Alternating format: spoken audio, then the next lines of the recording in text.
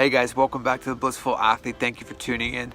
If you're watching this video, then odds are you're trying to open your third eye and you're looking for some tips and techniques to do so. And the most basic one that I can possibly think of is that you need to be a vegetarian. This isn't even a technique really, it's a lifestyle that needs to be lived in order for the third eye to blossom and the ajna chakra to really open up. The whole body is energy. Food is nothing but providing us with energy. But on a deeper level, what type of energy is it that we're talking about? Well, it's known as the kundalini shakti, a bioenergy that is sitting within us, ready to be, infused throughout the entire body. And so when you're consuming food, you're not only consuming energy, you're consuming a deeper aspect and deeper component of that known as bioenergy. Now, there's 3 different types of doshas that affect your body and your bioenergy specifically.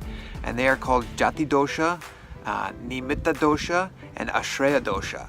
And these different doshas affect you in a different way. Gatley Dosha is coming from food that is stolen or recently killed, something that's not yours. It does not belong to you. It's coming from that space of non-advaita.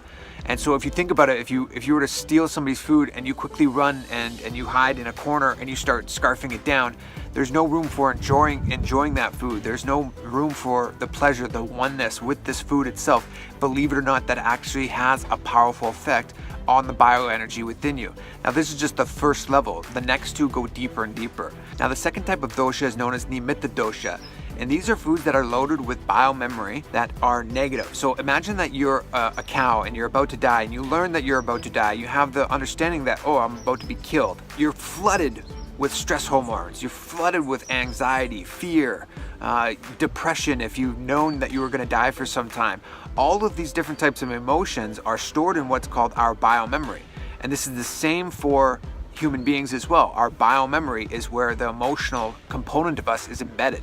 And so when the animal is killed and you consume that meat, you're taking on that biomemory, and this is very much affecting the third eye and its capabilities, because the bioenergy within you now is being depleted and it's being poisoned. And so having a clean bioenergy and biomemory with the foods that you're consuming is very important. And so the question I get quite often is, well, why is it okay to kill plants? Because they have life too, and they do have consciousness, and this is very much a truth.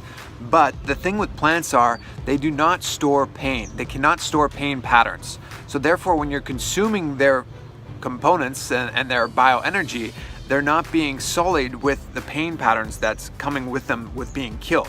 On the other hand, a cow, a calf, a chicken, a pig, all these types of animals, different story. They have the ability to store pain within their muscles just like we do. And when we consume that food, the biomemory is being stored within us, and thus sullying our internal system. Now the third type of dosha is known as Ashreya Dosha, and Ashreya Dosha is food that's been contaminated by individuals that have actually handled the food. So it might be a hunter that has killed it and handing the meat there and over to the butcher, and the butcher cutting up the meat and sending it to you.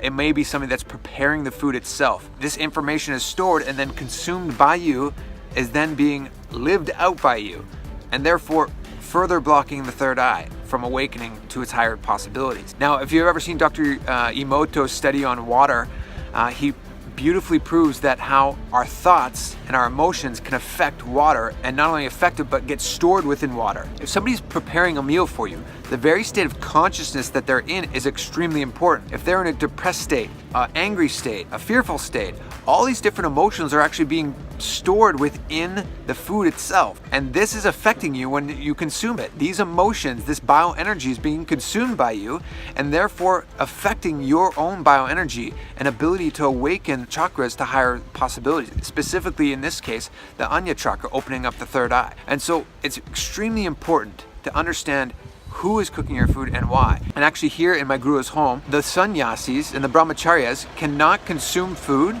that it was not cooked by another sannyasi. If it's non-sannyas made, they cannot consume the food. That is how important it is for somebody to be consuming food made from that space of advaita, made from the space of oneness. And that's why all food should be consumed and aligned to Advaita. And that's really the rule of thumb here. If you're wanting to open your third eye and awaken yourself to your highest possibilities, think about Advaita as the #1 rule. Is this food coming from the space of oneness? Is it coming from Advaita? Is it coming from the space of oneness? Because if not, then odds are it's not awakening you to your highest possibilities, and it's actually becoming a detriment to your expansion and your spiritual growth. So I hope you guys enjoyed this video. I hope you got something from it. Please let me know in the comment section down below what you thought. Love getting my feedback from you guys. As always, looking forward to seeing you on the next video, and be blissful.